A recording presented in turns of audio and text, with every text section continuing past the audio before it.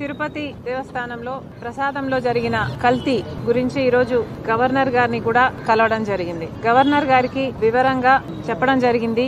ఎంతో మంది, కోట్ల మంది తెలుగు ప్రజలే కాదు, భారతదేశంలో ఉన్న ఎంతో మంది భక్తుల మనోభావాలకు సంబంధించిన విషయం, వారి సెంటిమెంట్స్, వారి ఇమోషన్స్, వారి ఫెయిత్ కు సంబంధించిన విషయం. ఏ మతమైనా గొప్పదే, ఏ ధర్మమైనా గొప్పదే, ఏ ధర్మాన్నైనా ఏ మతాన్నైనా గౌరవించాల్సిన అవసరం మనందరికీ ఉంది. అలాంటిది ఈరోజు కోట్ల మంది ప్రజలకు ఇది ఎఫెక్ట్ అవుతుంది అంటే ఆలోచిస్తే కూడా బాధేస్తుంది. రెండే విషయాలు చాలా స్పష్టంగా కనిపిస్తున్న విషయాలు. దీంట్లో ఒకటి, నేషనల్ డైరీ డెవలప్మెంట్ బోర్డు ఒక శాంపుల్ ను తీసుకొని దాన్ని పరిశీలన చేస్తే దాని రిపోర్టు లో తేలిన విషయం ఏమిటి అంటే ఘీలో ఉన్న పదార్థాలు fish oil, beef tallow, pork fat కూడా ఉంది అని. NDDB national dairy development board చెప్పిన రిపోర్టు ఇదైతే, ఇంకొక అంశము వీళ్ళు కొనుగోలు చేసిన నెయ్యి రేటు. నైవేద్యానికేమో 1600 రూపాయలు ఖర్చు పెట్టారట, కానీ లడ్డూలు తయారు చేసి నెయ్యి కోసం మాత్రం 320 రూపాయలు మాత్రమే ఖర్చు పెట్టారట. 320 రూపాయలు మాత్రమే ఖర్చు అయ్యే నెయ్యికి, అలాంటి టెండర్ కు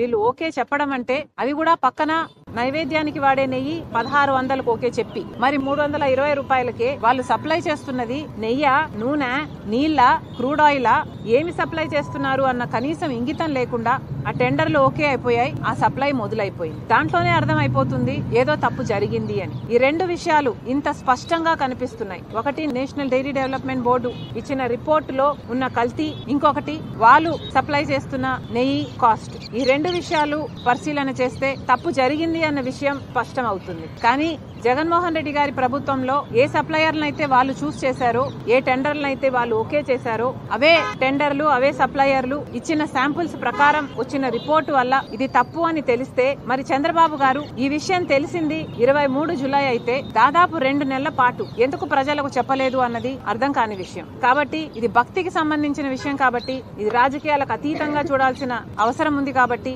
రాష్ట్ర స్థాయిలో ఏ ఎంక్వైరీ జరిగినా న్యాయం జరగదేమో, ఇది రాజకీయ కోణంలోనే చూస్తారేమో అన్న భయం ఉంది. కాబట్టి ఈ రోజు గవర్నర్ గారిని కలిసి సిబిఐ ఎంక్వైరీ కోసం ఆయన కూడా ప్రతిపాదన పంపించాలి అని కోరడం జరిగింది. స్పష్టంగా అర్థమవుతున్న విషయం ఏమిటి అంటే, దాదాపు టీటీడీకి సంబంధించిన ఆస్తుల విలువ 3 లక్షల కోట్లకు పైగానే అంటున్నారు. అలాంటప్పుడు వాళ్ళ సంవత్సరపు బడ్జెట్టే 5000 కోట్లు అయినప్పుడు ఇంత చిన్న విషయంలో, నెయ్యి విషయంలో ఎందుకు కక్కుర్తి పడ్డారో జగన్మోహన్ రెడ్డి గారి ప్రభుత్వం సమాధానం చెప్పాలి. అలాగే చంద్రబాబు గారు కూడా మీకు 23వ తేదీన, జూలై 23వ తేదీనే ఈ రిపోర్ట్ వస్తే మరి అప్పటి నుంచి ఇప్పటి వరకు ఎందుకు బయట పెట్టలేదు? ప్రజలకు చెప్పాల్సిన అవసరం మీకు కనిపించలేదా? దీని మీద ఎంక్వైరీ చేయాల్సిన అవసరం మీకు కనిపించలేదా? చంద్రబాబు గారు కూడా సమాధానం చెప్పాలి. గవర్నర్ గారికి ఇదంతా వివరించడం జరిగింది. ఆయన సానుకూలంగా వినడం జరిగింది. ఆయన పరిధిలో ఆయన దీని మీద రిపోర్ట్ తెప్పించుకుంటాను అని మాట ఇవ్వడం జరిగింది. అంతేకాకుండా ఆయనకు చేతనైనంత ఆయన పరిధిలో ఆయన ఏది వీలైతే అది తప్పకుండా ఎంక్వైరీ కోసం చేస్తానని చెప్పడం జరిగింది.